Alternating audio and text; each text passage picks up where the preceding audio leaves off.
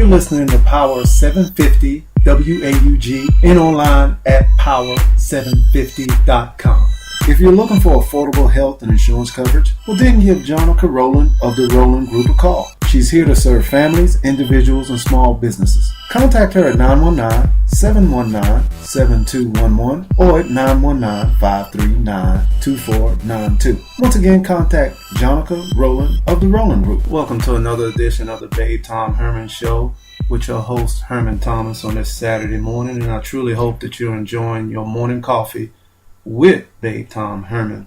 And of course, I would like to congratulate the Kentucky Wildcats for winning the 2012 men's NCAA basketball championship on Monday night. And also would like to congratulate the Baylor women for capturing the 2012 women's NCAA 2012 basketball national championship on Tuesday night. I don't think there was any surprise that either team won their respective national championships, but sometimes that's where the pressure is on, and some teams can't handle it.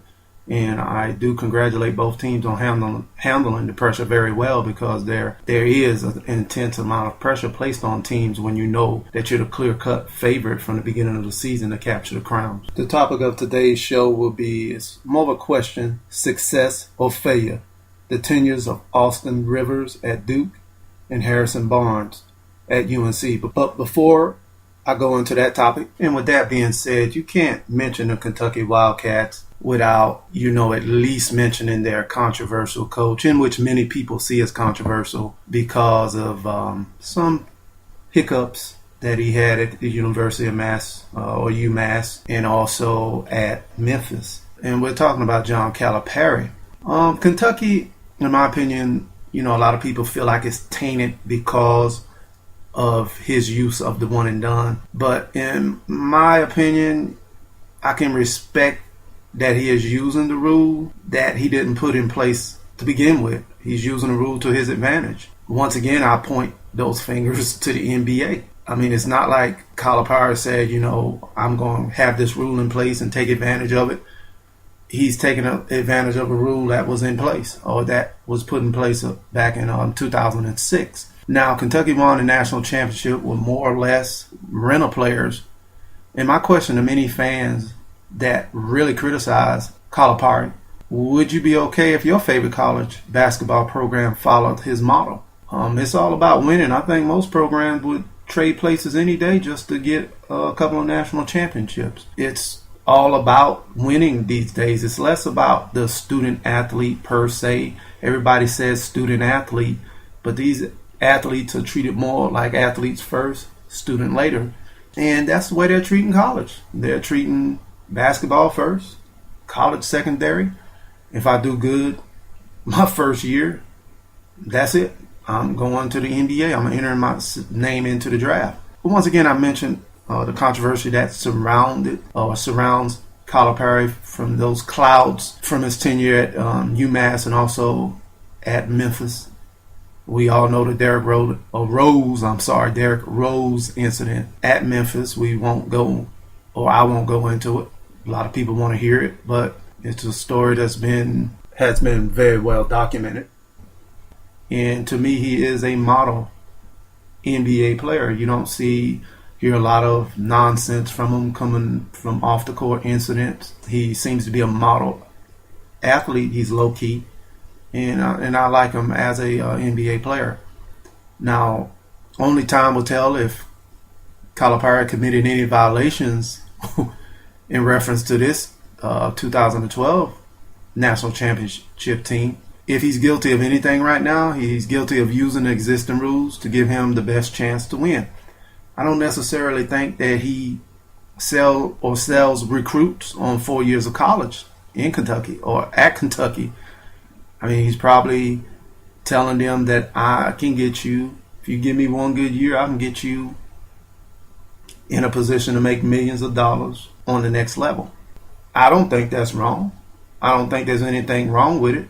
At least he's being honest.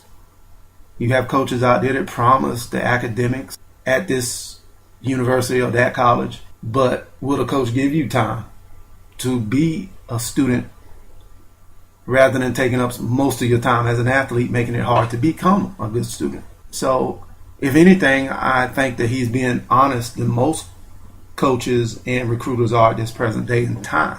So once again, I'd like to congratulate Kentucky and also their coach, John Calipari. I'll be back right after this brief message from our sponsor. A natural skincare studio. Now your new neighborhood skincare studio. Professional, friendly, relaxing, personalized attention. Now offering facials, natural manicures, pedicures, and waxing. Come check us out at 711 Iredell Street, Suite 3A, Durham, North Carolina, 27707. Give us a call at 919-416-1490 or check us out on our website at www.misseajbeauty.com.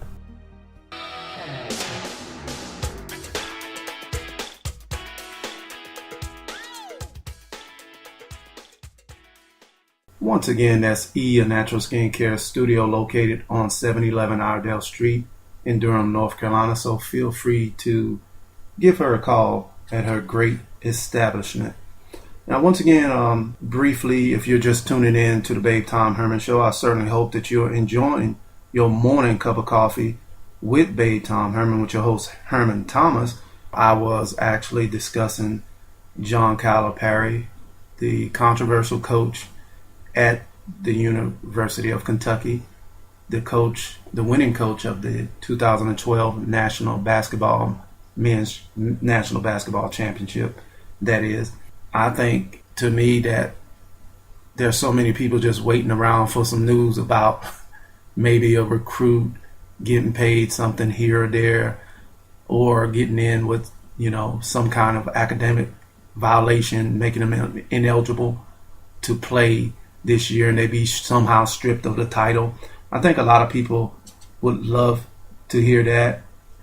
Me, on the other hand, this is just my opinion. I'm certainly happy for Coach Cal, and I think this takes the monkey off of his back, because he has, in time past, had some great players that he could have easily have won a national championship with, but unfortunately, it didn't occur. And I said earlier that sometimes, there's an immense amount of pressure on a team when they're predicted to win.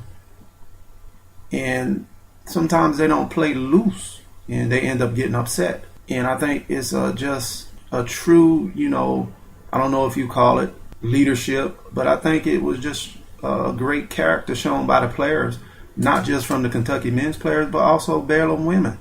From day one, both teams were predicted by many to win the national championship. So that was an immense amount of pressure to just go and perform like people expected you to. That's not easy all the time. So once again, I certainly see where a lot of hate is coming from towards Coach Cal. Maybe a lot of people doesn't like his. He can come off being arrogant at times, and I certainly do understand why a lot of people dislike him. But you have to give credit where it's due, and I don't think anyone, even though they criticize him on his past failures at UMass and at Memphis, I don't think anyone can come and say that he's a bad coach. He doesn't coach well. He's a great coach and could easily go to the next level. But why should he? He's having so much success with the one and done. I wouldn't go anywhere until they change the rule. But for those who have been wanting to listen to past episodes of the Babethomherman Show, please feel free to go to YouTube and go to my channel at Babethomherman. And if there's any specific topics you would like to see discussed or like to hear discussed on upcoming shows, please feel free to send me a direct message at babethomherman@yahoo.com, or send me a message on Twitter at Babethomherman. Also, please keep up with your favorite ACC team in spring sports. You can go to theacc.com. That's THEACC.com. Also, keep up with the Durham Bulls baseball. You can go to www.milb.com. Once again, that's MIL as in Larry, B as in Bob.com. You keep up with the Durham Bulls, who has opened their season this week. Also, the Carolina Hurricanes, we can't forget about our local hockey team where the season is winding down. We don't have anything but a couple of games left. So feel free to keep up with them at NHL.com. Also, the Charlotte Bobcats. Feel free to keep up with them at NBA.com. Once again, that's NBA.com. And the Carolina Panthers, who will be going through some mini camps here in the next few weeks. So their mini camps will be starting. So keep up with them at NFL.com. Now, the topic of our show today will be basically we're all the talk about the one and dones. You can't, from a local standpoint, the RDU standpoint, Austin Rivers, the one and done. Many consider his tenure at Duke. Many people say that it was not successful. I want to know how you judge success. So the topic of my show is success or failure. It's a question.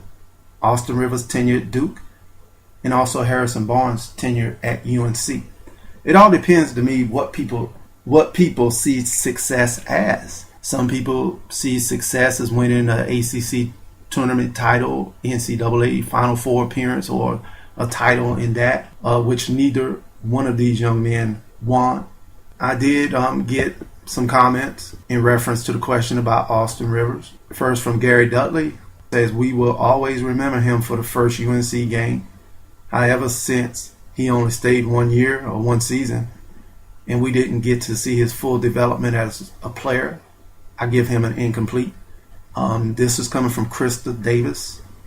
She just comes out and say failure. I felt that he was overhyped since high school.